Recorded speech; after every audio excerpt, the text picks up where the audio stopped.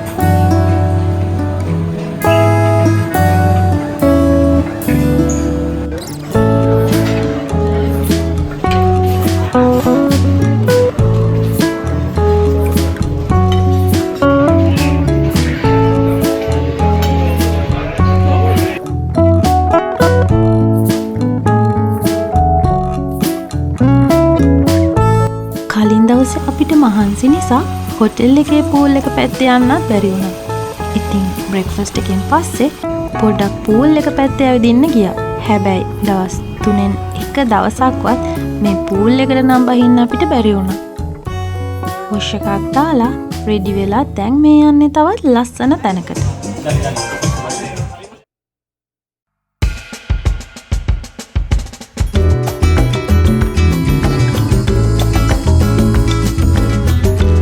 ඉතින් මේ පහලින් තියෙන සම්පූර්ණ කොටසම වෙන් කරලා තිබුණේ අපේ ටීම් එකට.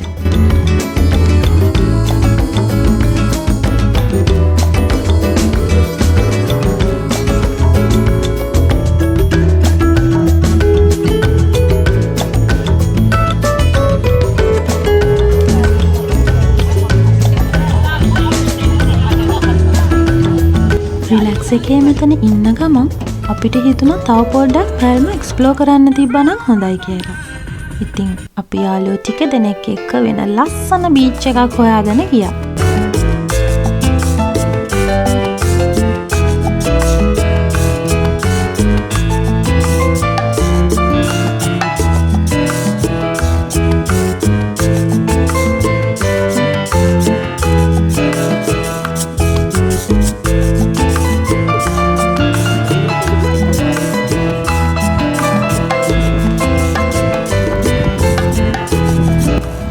ඉතින් ස්පේන් වල යාළුවෝ දෙන්නෙක් තමයි අපිට මේ තැන හොයාගන්න යන්න උදව් කළේ. මේ නිල් පාට වතුර ගත්තම බීච් එකට බහින්න නැතුව ඉන්නම බැරි වුණා. ඉතින් අපි සෙට් එක මෙතන ගොඩක් එන්ජොයි කළා. ඔන්න ඊගාවට ආයෙමත් කලින් ගිය බීච් හවුස් එකට ගියා. මේ වෙනකොට නම් හොඳටම බඩගිනි වෙලයි හිටියේ.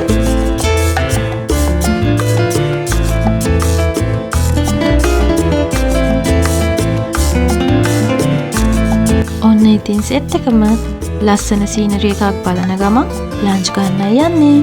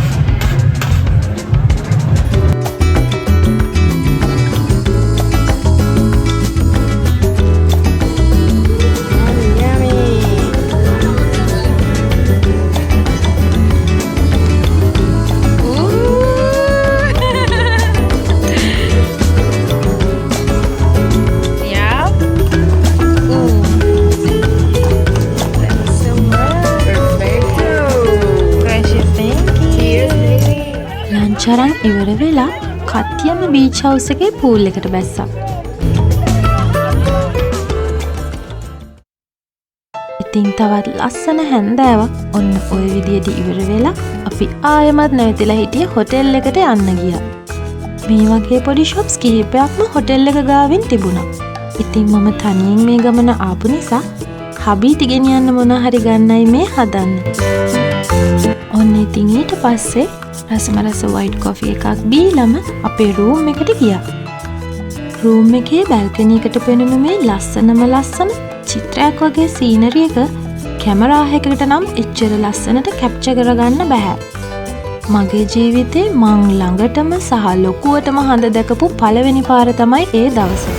ඇත්තටම කිව්වොත් ඊළඟ ඉවෙන්ට් එකට යන්න රෙඩි වෙන්නත් පරක්කු වුණා මම පිස්සුවෙන් වගේ මේ ලස්සන බලන් හිටපු නිසා.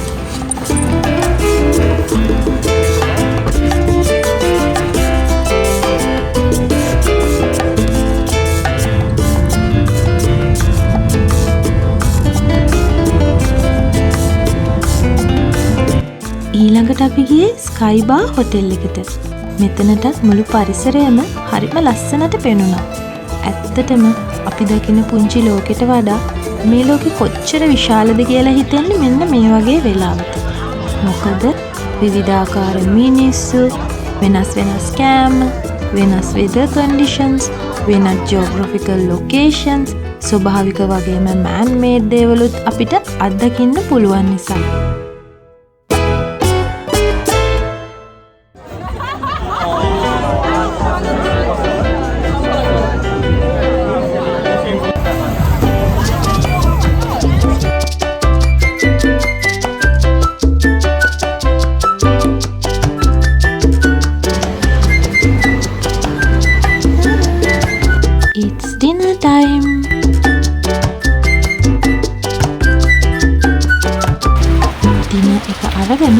ආයෙමත් හොටෙල් එකට ආවා. පැල්මවල ගෙවෙන 3 වෙනි සහ අන්තිම දවස. අද නම් හොඳටම මහන්සි දවසක් වුණත් සන්රයිස් එක මිස් කරගන්න බැරි නිසා ඇඳේ මිදගෙන සන්රයිස් එක බැලුවා. ආයෙමත් UK යන්න බෑග් පැක් කරගෙනම මගේ මේ පිස්සු යාළුවත් එක්ක බ්‍රෙක්ෆාස්ට් ගන්නයි අපි මේ යන්නේ.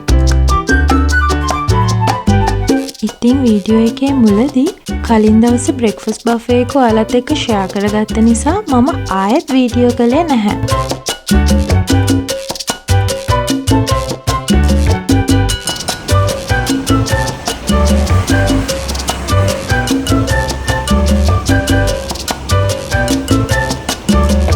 හොටෙල් එකෙන් චෙක් අවුට් වෙලා මේ ලස්සන පුංචි දූපතේ ලස්සන මතක ගොඩකින් හිත පුරවගෙන පැල්මා එයාපෝට් එකට ගියා.